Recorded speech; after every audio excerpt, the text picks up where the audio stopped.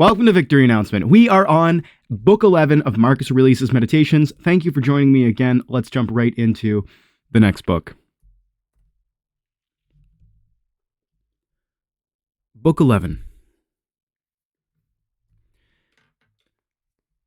These are the properties of the rational soul.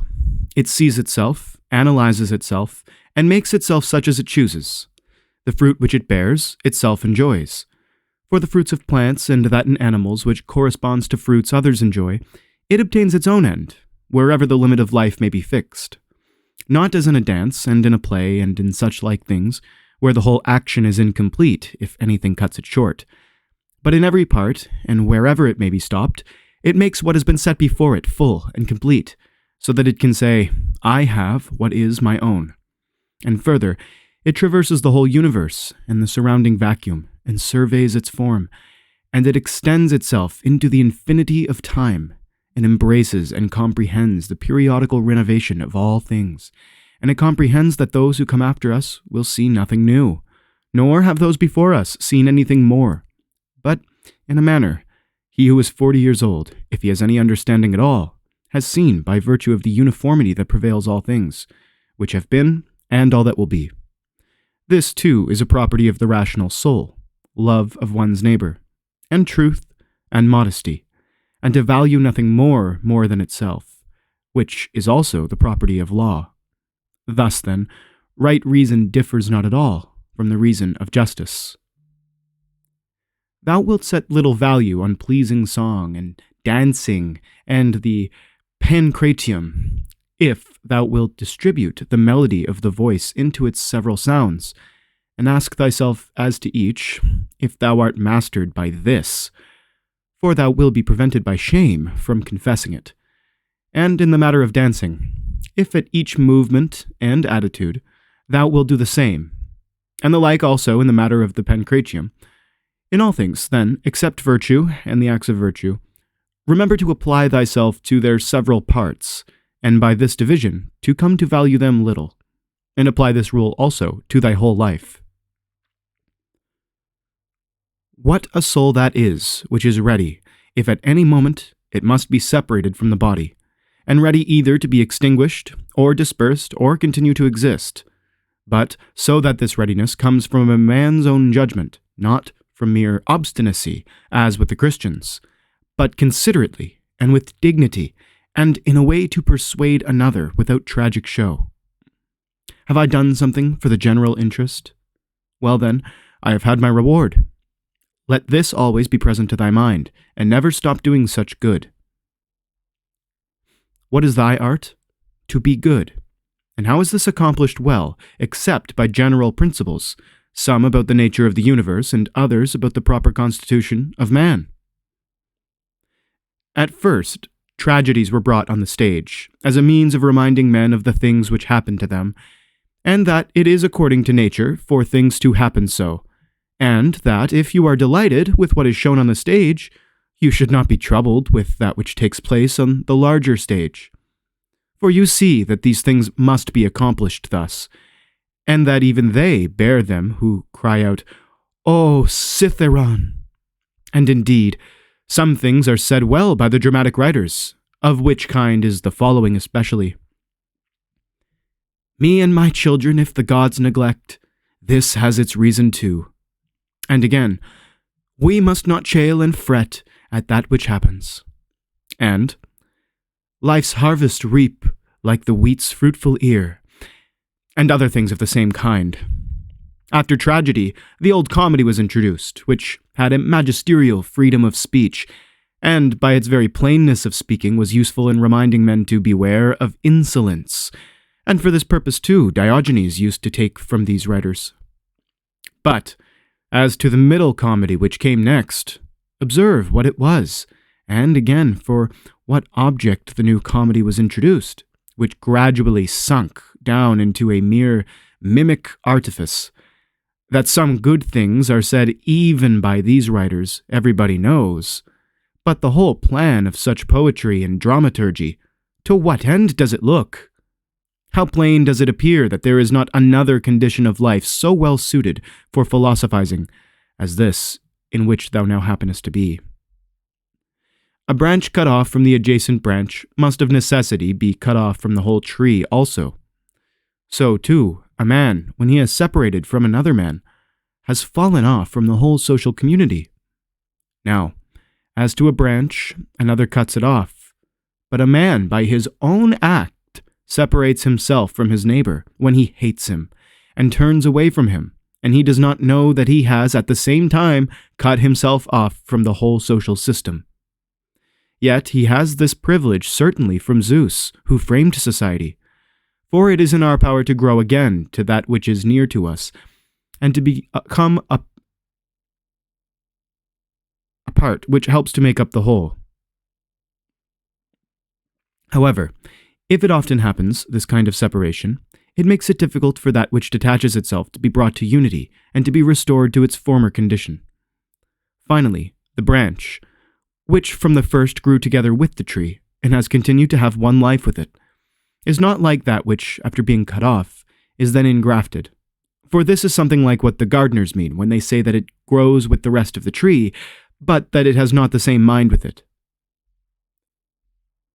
As those who try to stand in thy way when thou art proceeding according to right reason will not be able to turn thee aside from thy proper action, so neither let them drive thee from thy benevolent feelings towards them, but be on thy guard equally in both matters, not only in the matter of steady judgment and action, but also in the matter of gentleness towards those who try to hinder or otherwise trouble thee.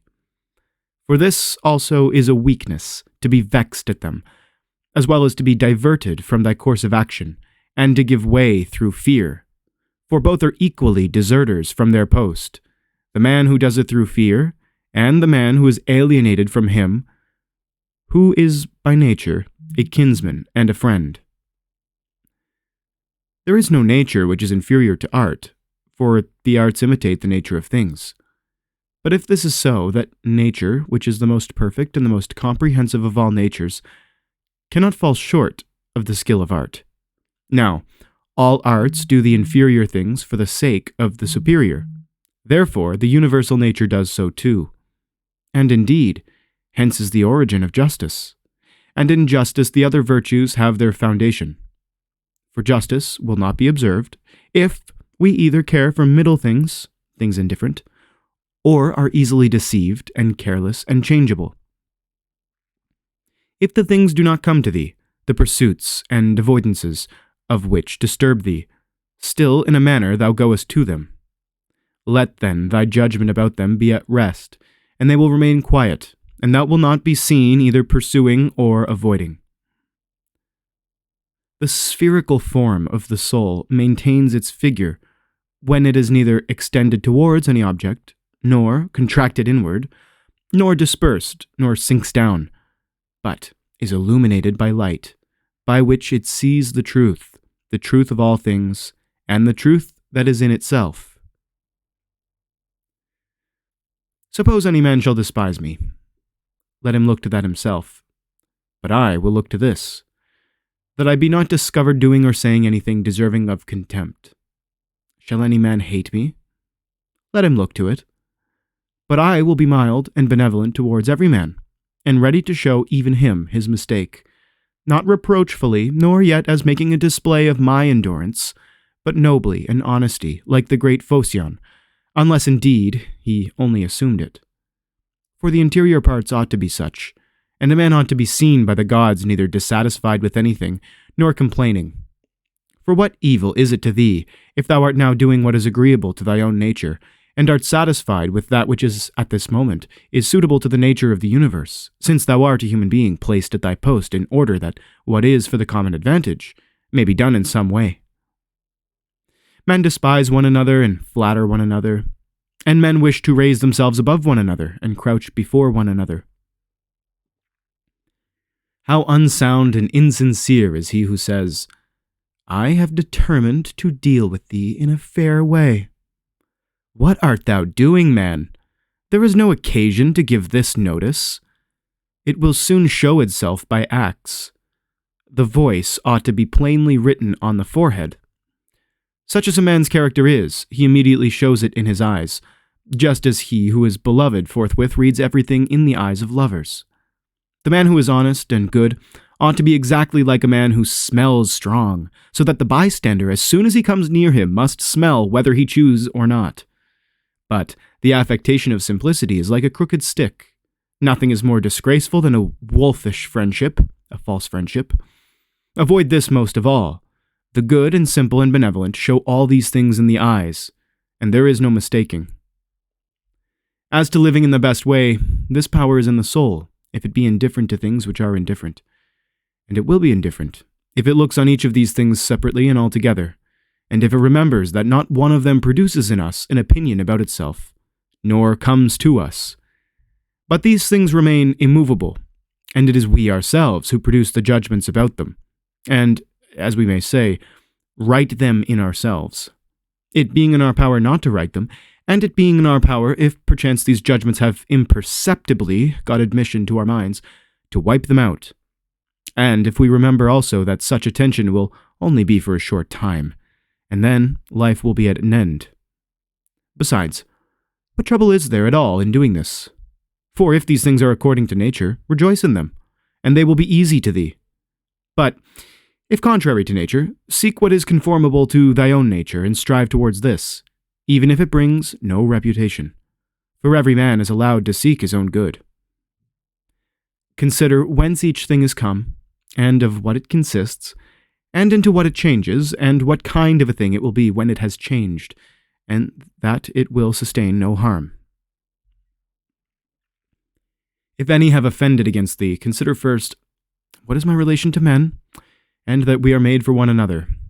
And in another respect, I was made to be set over them, as a ram over the flock, or a bull over the herd. But examine the matter from first principles from this. If all things are not mere atoms, it is nature which orders all things. If this is so, the inferior things exist for the sake of the superior, and these for the sake of one another. Second, consider what kind of men they are at table, in bed, and so forth, and particularly, under what compulsions in respect of opinions they are. And as to their acts, consider with what pride they do what they do. Third, that if men do rightly what they do, we ought not to be displeased. But if they do not right, it is plain that they do so involuntarily and in ignorance. For as every soul is unwillingly deprived of the truth, so also it is unwillingly deprived of the power of behaving to each man according to his deserts. Accordingly, men are pained when they are called unjust, ungrateful, and greedy, and in a word, wrong, doers to their neighbors. Fourth, consider that thou doest also many things wrong, and that thou art a man like others. And even if thou dost abstain from certain faults, still thou hast the disposition to commit them, though either through cowardice, or concern about reputation, or some such mean motive, thou dost abstain from such faults. Fifth, consider that thou dost not even understand whether men are doing wrong or not, for many things are done with a certain reference to circumstances. And in short, a man must learn a great deal to enable him to pass a correct judgment on another man's acts.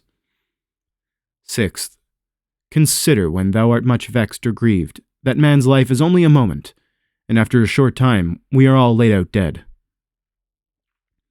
Seventh, that it is not men's acts which disturb us, for those acts have their foundation in men's ruling principles, but it is our own opinions which disturb us.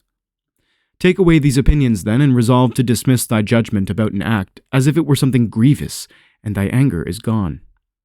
How, then, shall I take away these opinions? By reflecting that no wrongful act of another being brings shame on thee. For unless that which is shameful is alone bad, thou must also, of necessity, do many things wrong, and become a robber in everything else. Eighth, consider how much more pain is brought on us by the anger and vexation caused by such acts than by the acts themselves, at which we are angry and vexed. Ninth, consider that a good disposition is invincible, if it be genuine, and not an affected smile and acting a part. For what will the most violent man do to thee, if thou continuest to be of a kind disposition towards him, and if, as opportunity offers, Thou gently admonishest him and calmly correctest his errors at the very time when he is trying to do thee harm, saying, Not so, my child. We are constituted by nature for something else. I shall certainly not be injured, but thou art injuring thyself, my child. And show him with gentle tact and by general principles that this is so, and that even bees do not do as he does, nor animals which are formed by nature to be gregarious. And thou must do this neither with any double meaning, nor in any way of reproach, but affectionately, and without any rancor in thy soul, and not as if thou wert lecturing him, nor yet that any bystander may admire, but either when he is alone, and if others are present. Remember these 9 rules, as if thou hadst received them as a gift from the Muses, and begin at last to be a man while thou livest. But thou must equally avoid flattering men and being vain at them, for both are unsocial and lead to harm.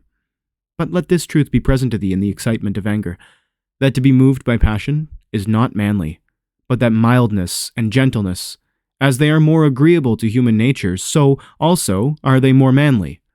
And he who possesses these qualities possesses strength, nerves, and courage, and not the man who is subject to fits of passion and discontent. For in the same degree in which a man's mind is nearer to freedom from all passion, in the same degree also it is nearer to strength. And as the sense of pain is a characteristic of weakness, so also is anger. For he who yields to pain and he who yields to anger, both are wounded and both submit. But if thou wilt, receive also a 10th present from the leader of the Muses, Apollo. And it is this, that to expect bad men not to do wrong is madness. For he who expects this desires an impossibility. But to allow men to behave so to others, and to expect them not to do thee any wrong, is irrational and tyrannical. There are 4 principal aberrations of the superior faculty, against which thou shouldst be constantly on thy guard. And when thou hast detected them, thou should wipe them out and say on each occasion thus, This thought is not necessary. This tends to destroy social union. This which thou art going to say comes not from the real thoughts. For thou shouldst consider it among the most absurd things for a man not to speak from his real thoughts. But the 4th is when thou shalt reproach thyself for anything, for this is an evidence of the diviner part, within thee being overpowered and yielding to the less honorable and to the perishable part, the body, and to its gross pleasures. The aerial part and all the fiery parts which are mingled in thee, though by nature they have an upward tendency, still in obedience to the disposition of the universe they are overpowered here in the compound mass, the body. And also the whole of the earthly part in thee and the watery, through their tendencies downward, still are raised up and occupy a position which is not their natural one. In this manner, then, the elemental parts obey the universal. For when they have been fixed in any place, perforce, they remain there, until again the universal shall sound the signal for dissolution. Is it not then strange that thy intelligent part only should be disobedient and discontented with its own place? And yet, no force is imposed upon it, but only those things which are conformable to its nature. Still, it does not submit, but is carried in the opposite direction. For the movement towards injustice and intemperance, and to anger and grief and fear, is nothing else than the act of one who deviates from nature. And also when the ruling faculty is discontented with anything that happens, then too it deserts its post. For it is constituted for piety and reverence towards the gods, no less than for justice. For these qualities also are comprehended under the generic term of contentment with the constitution of things, and indeed they are prior to acts of justice. He who has not one and always the same object in life cannot be one and the same and all through his life. But what I have said is not enough, unless this also is added, what this object ought to be. For as there is not the same opinion about all the things which in some way or another are considered by the majority to be good, but only about some certain things, that is, things which concern the common interest, So also ought we to propose ourselves an object which shall be of a common kind, social, and political. For he who directs all his own efforts to this object will make all his acts alike, and thus will always be the same. Think of the country mouse and of the town mouse, and of the alarm and the trepidation of the town mouse. Socrates used to call the opinions of the many by the name of lamiae, bugbears to frighten children. The Lacedaemonians, at their public spectacles, used to set seats in the shade for strangers, but let themselves sat down anywhere. Socrates excused himself to Perdiccas for not going to him, saying, "It is because I would not perish by the worst of all ends, that is, I would not receive a favor and then be unable to return it." In the writings of the Ephesians, there was this precept constantly to think of some one of the men of former times who practiced virtue. The Pythagoreans bid us in the morning to look to the heavens, that we may be reminded of those bodies which continually do the same things and in the same manner perform their work, and also be reminded of their purity and nudity, for there is no veil over a star. Consider what a man Socrates was when he dressed himself in a skin, after Xanthippe had taken his cloak and gone out, and what Socrates said to his friends who were ashamed of him and drew back from him when they saw him dressed thus. Neither in writing nor in reading wilt thou be able to lay down rules for others, before thou shalt have first learned to obey rules thyself. Much more is this so in life. A slave thou art, free speech is not for thee, and my heart laughed within. And virtue they will curse, speaking harsh words. To look for the fig in winter is a madman's act. Such is he who looks for his child when it is no longer allowed. When a man kisses his child, said Epictetus, he should whisper to himself, "Tomorrow perchance thou wilt die." But those are words of bad omen. No word is a word of bad omen, said Epictetus, which expresses any work of nature. Or, if it is so, it is also a word of bad omen to speak of the ears of corn being reaped. The unripe grape, the ripe bunch, the dried grape, all are changes, not into nothing, but into something which exists not yet. No man can rob us of our free will. Epictetus also said, "A man must discover an art, or rules, with respect to giving his assent. And in respect to his movements he must be careful that they be made with regard to circumstances, and that they be consistent with social interests, that they have regard to the value of the object, and as to sensual desire, he should altogether keep away from it, and as to avoidance, aversion, he should not show it with respect to any of the things which are not in our power. The dispute, then, he said, is not about any common matter, but about being mad or not. Socrates used to say, 'What do you want? Souls of rational men or irrational?' 'Souls of rational men.' 'Of what rational men? Sound or unsound?' 'Sound.' 'Why, then, do you not seek for them?' 'Because we have them.' 'And why, then, do you fight and quarrel?'